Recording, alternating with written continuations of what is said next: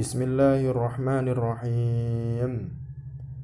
Baik, kita lanjutkan pengajian kitab Lubabul Hadis atau sarahnya Tanqihul Qaul, di mana masih bab pertama, yaitu tentang fadilahnya ilmu dan ulama.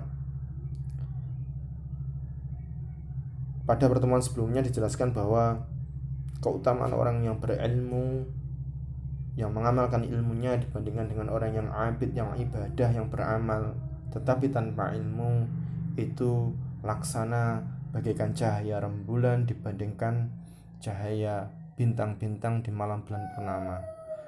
Malam bulan purnama kita tahu cahayanya bulan itu sangat-sangat terang, namun cahayanya bintang itu tidak sampai ke menerangi bumi. Saat ini kita akan membahas tentang hadis yang juga membahas tentang perbandingan bagaimana seorang alim dibandingkan dengan seorang abid yang tidak mengerti ilmunya.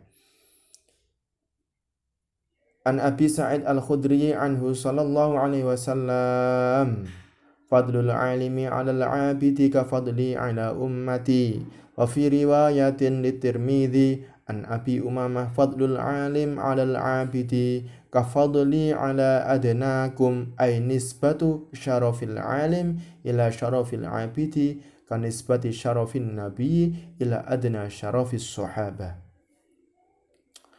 Hadis ini menjelaskan bahwa keutamaan orang yang berilmu atau yang alim terhadap orang yang beribadah tapi jahil atau tanpa ilmu itu seperti keutamaanku, aku Nabi Muhammad, ala ummati, dibandingkan dengan umatku. Di riwayat yang lain itu kalimatnya tidak ummati, yang diriwayatkan Imam Tirmidzi itu adalah kafadli ala adnakum. Kum ini dhamir yang ditujukan kepada engkau sahabat. Jadi seperti keutamaanku dan dibandingkan dengan level-level rendahnya dari golonganmu dalam hal derajat atau takorubnya terhadap Allah.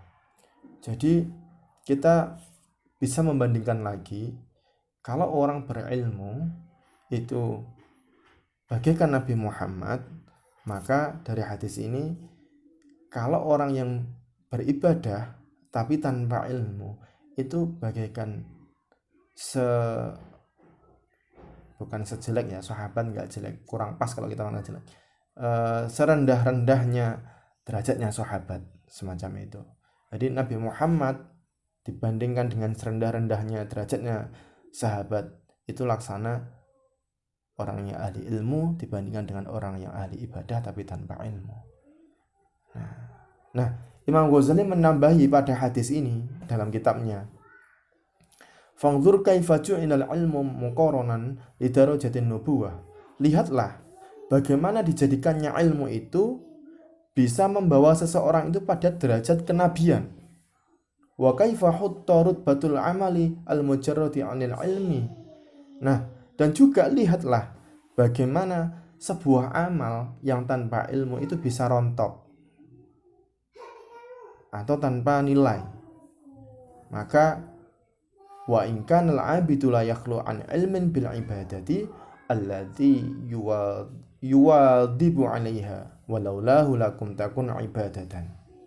Maka bisa dikatakan pula ketika orang yang beribadah itu tanpa berbekal ilmu, maka belum dikatakan itu adalah sebuah ibadah.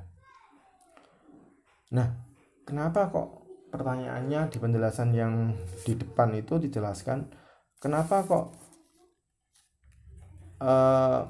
orang abid yang beribadah, misalkan orang yang sholat sampai puluhan rakaat tapi tidak mengerti ilmunya sholat, bahkan sholat nggak ngerti syarat sahnya, nggak ngerti rukunnya, nggak ngerti syarat wajibnya, nggak ngerti sunnahnya, nggak ngerti mubtilatnya yang membatalkan sholat, dibandingkan orang yang alim yang tahu tadi syarat-syaratnya, syarat wajibnya, syarat sahnya, rukunnya, sunnahnya, mubtilatnya.